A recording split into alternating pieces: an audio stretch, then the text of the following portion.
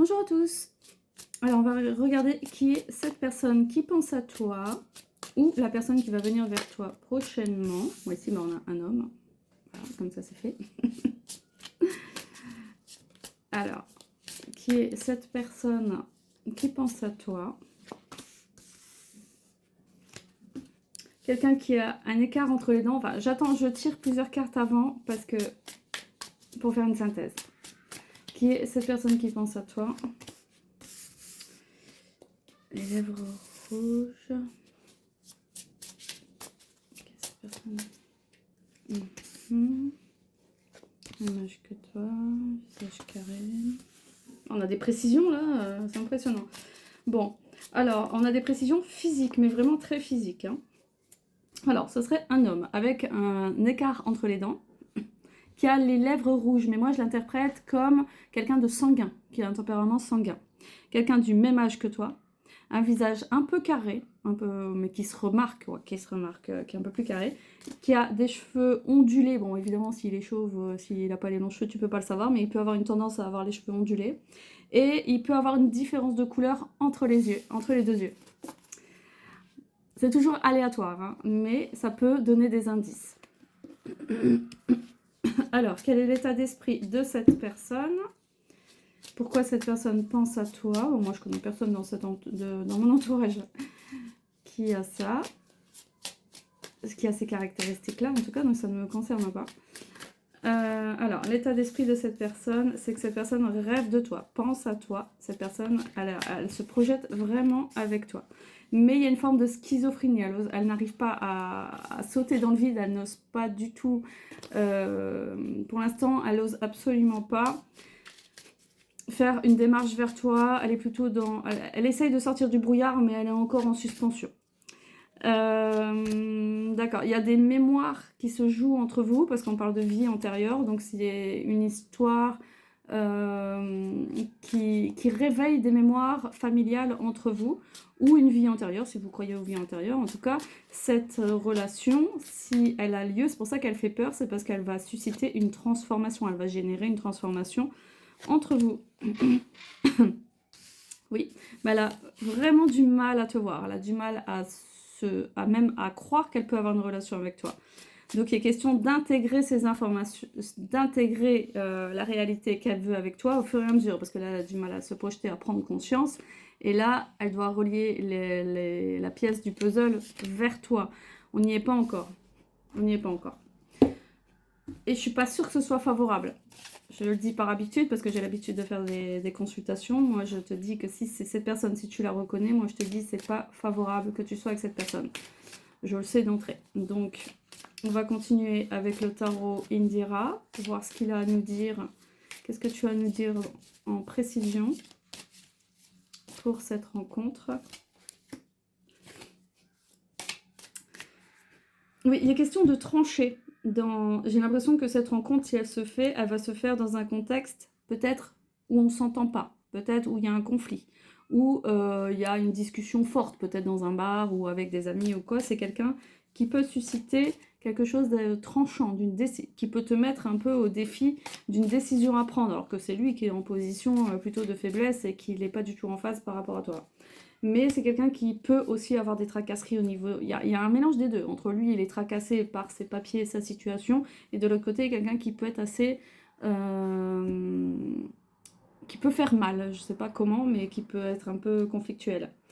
Il y a quand même une tendance dans cette relation à aller vers la paix, vers la conciliation. Il y a quand même une forme de sacrifice. Cette personne, elle n'est pas malsaine, attention, le portrait, il peut être délicat à faire. Cette personne n'est pas malveillante, cette personne ne veut pas mal faire, cette personne ne te veut pas du mal. Non, par contre, pour vous mettre en phase, l'écran, là, ne sont pas encore bien enclenchés. Hein. Donc, il y a quand même une incitation à la paix et à la conciliation, voire à la vie familiale, à l'amour. Mais on n'y est pas encore. C'est quelqu'un qui peut susciter encore si tu la connais, ou à venir, des querelles, des conflits. Ce n'est pas terminé. C'est quelqu'un qui aura encore beaucoup de mal. Cette personne est... comment dire, il y a toujours des malentendus, une forme d'ambiguïté. Cette personne, je ne pense pas qu'elle fera vraiment face, qu'elle s'affirmera par rapport à toi. Je ne crois pas. Je ne crois pas. Il y a l'étranger qui apparaît.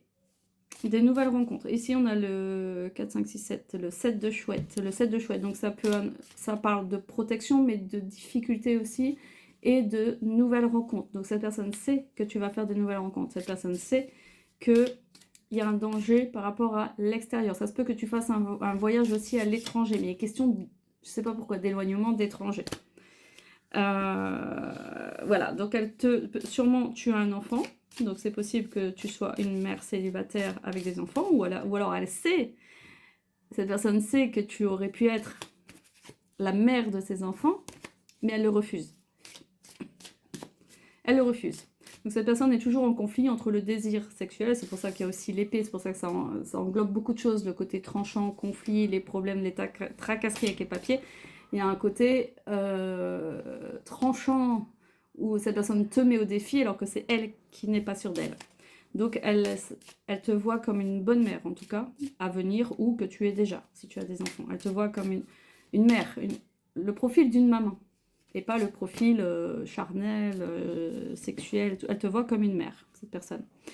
Mais malgré tout, cette personne ne va pas lâcher l'affaire.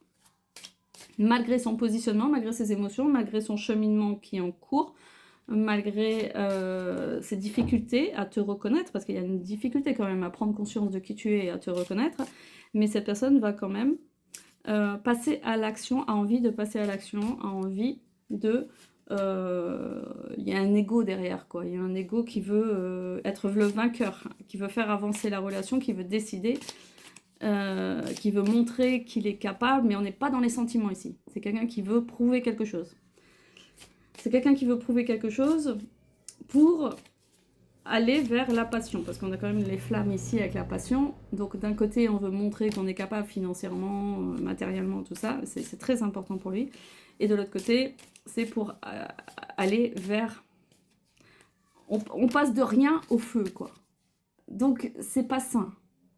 Pour vous, peut-être vous trouvez ça normal, mais en fait, c'est malsain. Souvent, les relations qui commencent comme ça, ou qui évoluent comme ça, c'est pas bon. Les bases, elles sont pas bonnes. C'est pas parce que cet homme te désire d'un seul coup que c'est la gloire et que ça fonctionnera dans la durée. Non, les bases ne sont pas bonnes. Le fond n'est pas bon, les fondations ne sont pas bonnes. Il y a une... Ah oui, mais c'est normal parce qu'il y a une triangulaire. Donc l'ego qui met en avant et la conquête qui compte faire d'un seul coup n'est pas saine parce que derrière, il sait très bien qu'il y a une rivale, une ex ou... il y a un triangulaire en tout cas. Cette personne sait qu'il est encore pris dans des rouages de son passé, qu'il n'a rien nettoyé de son passé. Cette personne n'a rien tranché. Donc c'est pour ça qu'il y a un conflit. Il y aura toujours des conflits à partir du moment où cette personne ne fait pas un nettoyage dans son cœur, dans sa tête, et qu'elle ne te laisse pas une place entière. Cette personne doit te laisser une place, qu'importe si elle a des enfants ou pas des enfants. Voilà, donc malgré tout, c'est ça qui le maintient dans une indépendance. Avec le tigre, il y a aussi un mélange de colère, il y a un mélange de... Cette personne te veut, mais concrètement, dans les faits, elle ne fait rien. On n'est pas... Matériellement parlant, cette personne ne construit pas un amour pour toi. Et donc, ça se remarque dans pas mal de choses. Ouais. Bon, il y a quand même une protection sur votre relation. Cette relation n'est pas anodine non plus. C'est pas rien. Donc on parlait de transformation au début, on parlait bien d'une relation où vous devez guérir tous les deux de quelque chose. Ouais, mais je sais pas. Attendez, je mets sur pause parce que j'ai pas beaucoup de temps. Parce que j'ai un doute sur un truc. Bon, j'essaie d'aller vite, ok, c'est plus clair. Donc il y a question quand même de transformation. Je pense qu'il y aura un retour qui semble favorable, qui semble bénéfique. On parle de mariage aussi, symboliquement, on parle de bonheur, de réussite de toutes les entreprises à tous les niveaux. Mais au fond, on te met encore un peu sur le carreau. Il y a toujours cette dualité, il y a toujours la famille qui est mise en avant, le couple n'existe pas vraiment finalement. Au final, quand on creuse vraiment dans la relation, le couple n'existe pas. Tu es là comme une pièce rapportée de la situation dans un cadre familial. C'est la famille avant tout. C'est la famille et la transformation amène à de la tristesse. Donc on est toujours dans une boucle infernale. Un truc qui ne finit pas même si ça évolue dans le temps.